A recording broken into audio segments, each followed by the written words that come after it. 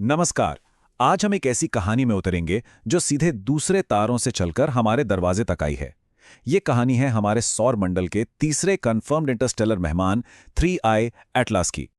जरा सोचिए, ये सवाल सिर्फ कल्पना नहीं है। असल में ये जो इंटरस्टेलर ऑब्जेक्ट्स होते हैं ना, ये ऐसे ही तो संदेश हैं जो हमें दूसरे सोलर सिस्टम्स की बनावट और उनके रहस्यों के बारे में बताते हैं। और साल 2025 में ठीक ऐसा ही हुआ। मिलिए 3I/एटलस से। ये हमारे सौर मंडल से गुजरने वाली तीसरी प्रमाणित चीज थी। एक ऐसा मेहमान जो अरबों मील दूर के किसी सितारे के आंगन से आया था। तो चलिए इस कहानी की शुरुआत करते हैं कि आखिर ये ब्रह्मांडीय मुसाफिर हमारी नजरों में आया कैसे। पता है, ये सब कुछ इतनी तेजी से हुआ कि सब हैरान रह गए। पहली बार देखे जाने से लेकर इस बात की पुष्टि होने तक कि ये मेहमान हमारे सोलर सिस्टम का नहीं है, इसमें सिर्फ एक दिन का वक्त लगा। एस्ट्रोनॉमर्स की दुनिया में ये एक बहुत बड़ी हलचल थी। तो खगोलविदों ने असल में क्या देखा और इस मेहमान की प्रोफाइल इतनी अनोखी क्यों है, चलिए समझते हैं। लगभग 1.5 लाख मील प्रति घंटा। ये है इस धूमकेतु की अविश्वसनीय रफ्तार, वो भी हमारे सूरज का चक्कर लगाकर निकलते हुए। ये इतनी तेज है कि सूरज की ग्रेविटी इसे कभी पकड़ ही नहीं सकती। मतलब ये बस यहां से गुजर रहा है हमेशा के लिए। अब ये नंबर देखिए, 6.137। ये इस धूमकेतु की ऑर्बिटल इसेंट्रिसिटी है।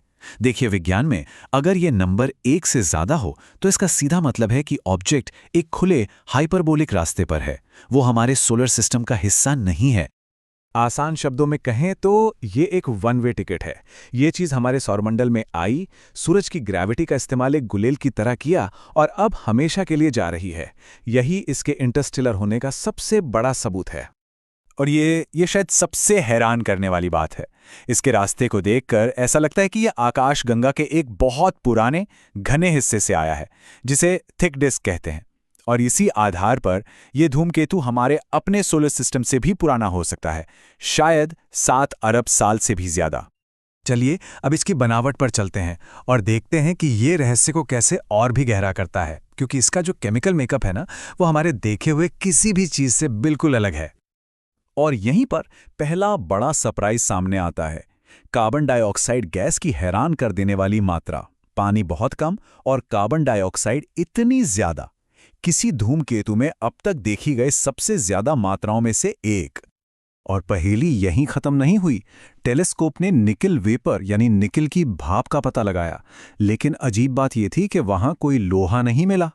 ये एक ऐसा कॉम्बिनेशन है जो धूमकेतुओं की सामान्य केमिस्ट्री तो पूरी तरह से चैलेंज करता है और एक नई अनजान प्रक्रिया की ओर इशारा करता है। तो 3I एटलस की तुलना उन दूसरे इंटरस्टेलर मेहमानों से कैसे की जा सकती है जिनसे हम अब तक मिले हैं? हर मेहमान ने हमें इस इंटरस्टेलर पहेली का एक नया और जरूरी टुकड़ा दिया है। ओमुआमुआ ने अपने अजीब आकार से हमें चौंका दिया था। बोरिसोव एक जाने पहचाने धूमकेतु जैसा था जिसने हमें थोड़ा आश्वस्त किया। और एटलस ने हमें यह दिखा दिया कि असल में हम कितना कम जानते हैं। लेकिन कहानी यहीं खत्म नहीं होती। इसकी अजीब केमिस्ट्री और एक और चौंकाने वाले बर्ताव ने कुछ बेहद दिलचस्प अटकलों को जन्म दिया। यही वो पहेली थी जिसने सबको उलझा दिया। सूरज के पास से गुजरने के बाद एटलस की रफ्तार बढ़ रही थी। ग्रेविटी के हिसाब से तो इसे धीमा होना चाहिए था, पर इसे कहीं से एक अतिरिक्त धक्का मिल रहा था। पर कहां से? और इसी रहस्यमय धक्के ने कहानी का सबसे सनसनीखेज सवाल खड़ा किया। कुछ वैज्ञानिकों जैसे एवी लोएब ने पूछा, कहीं ये कोई एलियन तकनीक तो नहीं? तो असल में हुआ क्या? सबसे जरूरी बात यह है कि इस रफ्तार के रहस्य को भी इसकी केमिस्ट्री ने ही सुलझाया। जेम्स वेब स्पेस टेलीस्कोप ने देखा कि सूरज की गर्मी से हर सेकंड 129 किलो CO2 गैस भाप बनके उड़ रही थी। ये जो अतिरिक्त धक्का था वो कोई एलियन इंजन नहीं था, बल्कि धूमकेतु की अपनी ही पिघलती बर्फ से बना एक कुदरती रॉकेट था। तो अगर ये कोई एलियन शिप नहीं है तो फिर क्या है? यकीन मानिए, असलियत शायद उससे भी ज्यादा रोमांचक है। 3I एटलस ने हमें दिखाया है कि ब्रह्मांड वाकई आश्चर्यों से भरा है।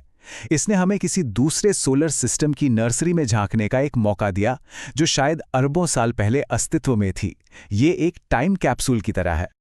हर नया मेहमान ब्रह्मांड की हमारी समझ को फिर से लिखने का एक मौका है। और अच्छी बात यह है कि अब हम पहले से कहीं ज्यादा तैयार हैं उनकी कहानियों को सुनने के लिए।